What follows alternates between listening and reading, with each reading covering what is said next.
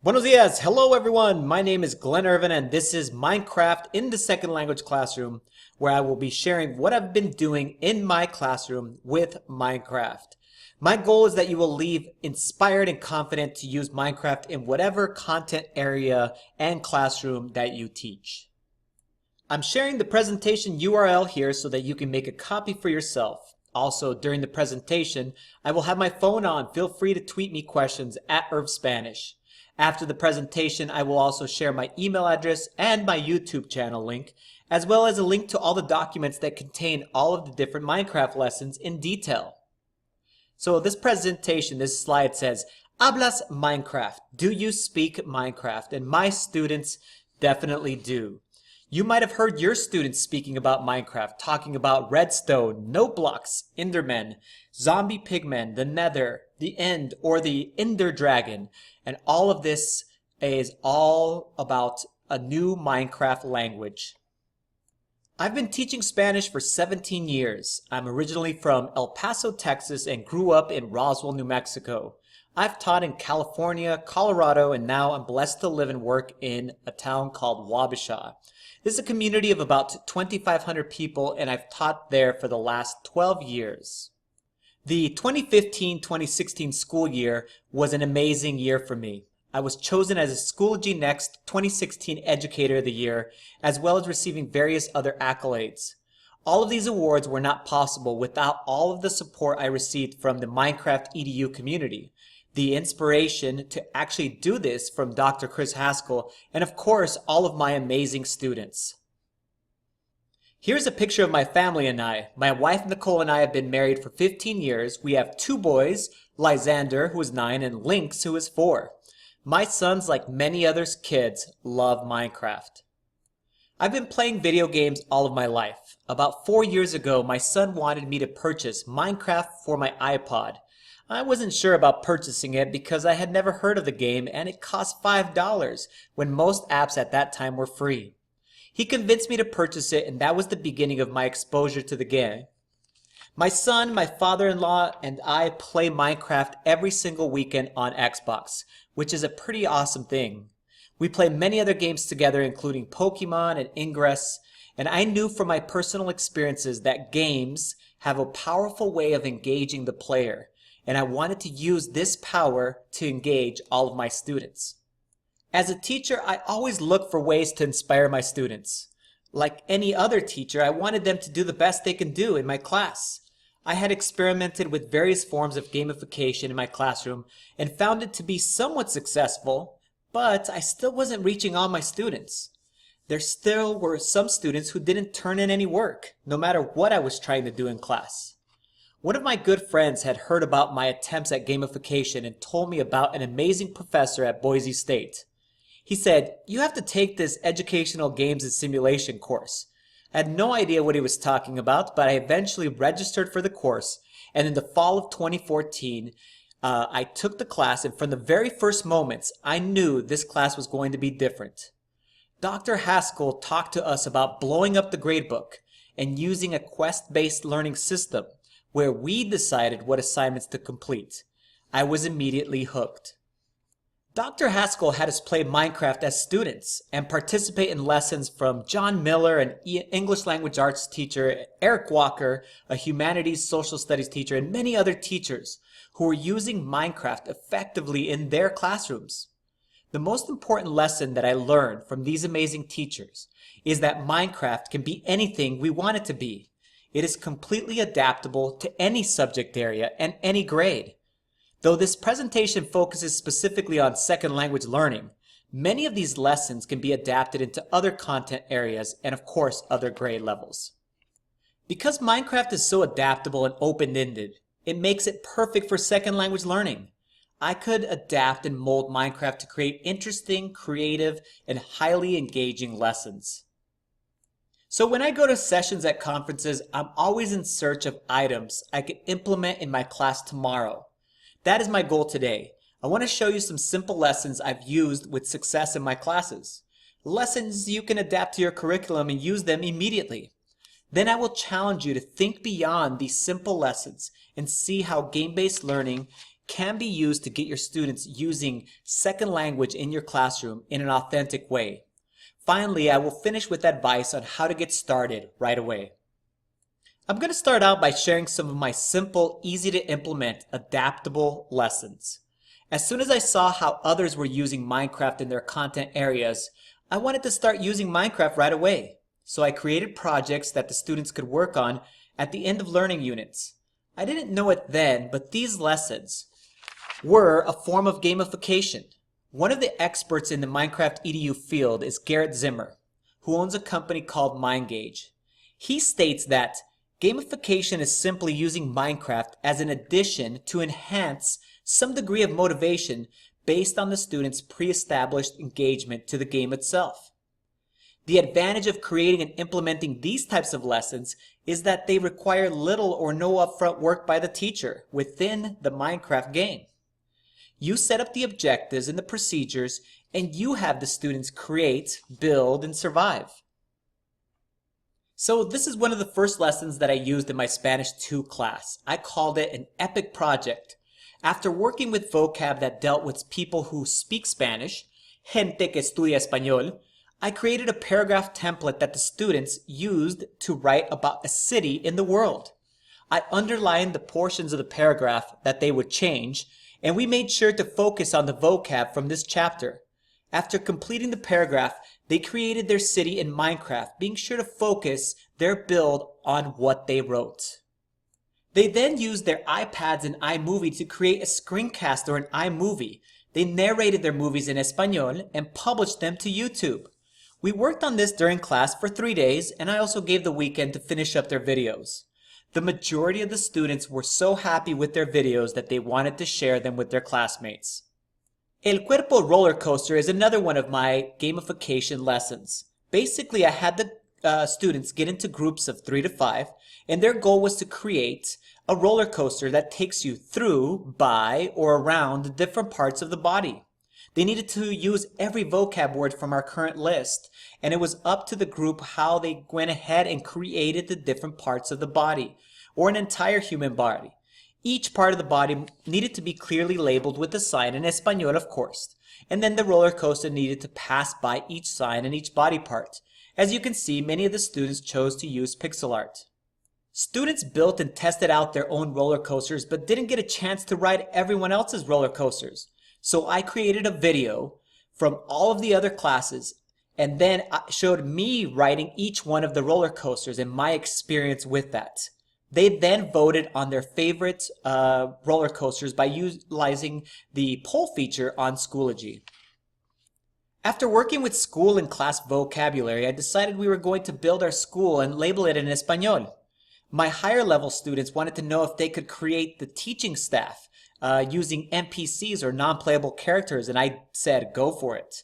They got together with their groups and were given measuring tapes, grid paper, and together as a class we had to decide on the norms for measurement. How big are Minecraft blocks? Should we round up or should we round down? And eventually we had our entire school designed and modeled. We used resource packs to make the building look more realistic. This is a modern resource pack, and as you can see, it looks way different than your normal Minecraft. It looked way more realistic. Students ended up using more than 100 different vocabulary words in context in the final build. They created the entire school in about 3 days. My Minecraft experts also created NPCs, non-playable characters, to represent the teachers and other staff. Characters would greet you with various statements in Espanol when you approach them. The next gamification lesson required no building from the students and no building from the teacher, and you may ask yourself, well, how is that possible? We used an entire city build that was already built in Minecraft by another person. And what's amazing about Minecraft is you can use other people's worlds and then use them for your own purposes, and that's what we did with this city. So the scenario went like this. You are a real estate agent for a prestigious firm called Chupacabra Real Estate in Mexico DF, or Mexico City. You are known as the best real estate agent not only in the city but in the entire country. You have a group of very demanding international Spanish-speaking clients that need to be shown at least 3 homes that meet their very specific needs. You need to search around the city of Mexico in Minecraft and find them suitable homes. They can't actually come out to the city, so you will have to give them a virtual tour in Espanol. Here is an example of one of the demanding clients. They are the Familia Sanchez. So the Familia Sanchez are from a small town in Spain that's called Cuenca. They want a medium-sized house. They love the colors red and green for their house. They would like a minimum of 4 bedrooms, but they don't want more than 2 floors. They have 2 kids that like to swim, and that's why they would also like a swimming pool. As you can tell in this scenario, the kids have to go out into the city and find an appropriate home, then sell it to those specific clients. The students then described the 3 homes to the clients in Espanol, and the way that they did it is they gave a virtual tour using either a screencasting software or iMovie, and they basically went ahead and narrated their movies in Espanol. So how do we move beyond gamification and really push towards game-based learning? Because game-based learning only happens when Minecraft is used to create a game environment which encourages and delivers learning through competition and some narrative elements and other distinct gameplay elements. I wanted to find a way for my upper level Spanish 3 students to use vocab centered around commerce. They were a group of senior students who were burnt out by all of my typical activities, so I created El Mundo de Comercio. In game-based learning, you need to create a narrative that immerses the students as a specific character in a story. They basically play a hero or a villain. They're competitive. They need all of these types of elements in order to buy into the activity. One of the most important elements of game-based learning is competition. It needs to be embedded into the activity. In this case, the competition was you need to earn the most money. Now, it wasn't just about being able to play Minecraft well as far as earning money. You needed to be able to communicate well and barter well in order to be able to win. So communication in the second language was essential for the students to be able to win. In this scenario, my Spanish 1 students were part of a group of nomads that had decided to establish their civilization in an area called La Tierra Bonita. Your leader, Señor Irvin, has allowed the creation of tribes, which are groups, that will establish their own homes, grow their own food, and protect themselves from the hordes. The rules of the game were basically to make trades with Enrique, a non-playable character I created in the game. In this case, Enrique wanted pastel, cake, which he would trade a gold coin for. I was looking for teamwork from the students while staying in the second language. I would also trade items that were necessary to make cakes for diamonds and gold, iron, and other rare items. I would give the students twice the amount of items per trade versus Enrique. And each day, the students had to submit their daily trade request to me. So that's the element of writing as far as inside of Minecraft. They had to submit the daily trade request to myself, and they could also submit a trade request to other groups, which ended up happening very often. The results were amazing. We ran the simulation for 3 days, and the students really loved it and got a lot out of it. Eventually, I got to the point where I said I needed to create a world where the students could be immersed for not just a couple of days, but for weeks at a time. They would be playing the game inside of Minecraft while communicating solely every single day in Espanol. That's where I got the idea to create El Mundo de Leyendas. And basically, it's a vast Minecraft world where your job as a student is to roleplay the part of a member of a new civilization where everyone speaks in Spanish. So sometimes other teachers ask me, so you're playing this game in class, but how are they actually going to be learning Espanol? And the way that we did it with this simulation, this Mundo de Leyendas, this game, is we basically said, okay, we're going to be doing learning, sharing, teaching, and collaborating. And we created a rubric to basically be able to judge those skills effectively. They had to use the Spanish language every single day in class. They had to complete the global tasks and then show me evidence of the completion of those tasks. They had to contribute to community vocab. They had to share what they did with the world. Again, always in Espanol. Each week, there was a set of collaborative tasks I called global tasks that everyone needed to complete.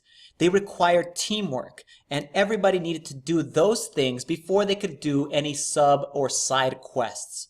So most of these tasks required lots of teamwork, but they had to communicate solely in Espanol. The first task, for example, was the community. They needed to create their community solely of a specific type of wood within Minecraft. Their houses needed to look specifically in a certain way and have doors and windows and so on and so forth, all of which was described in Espanol.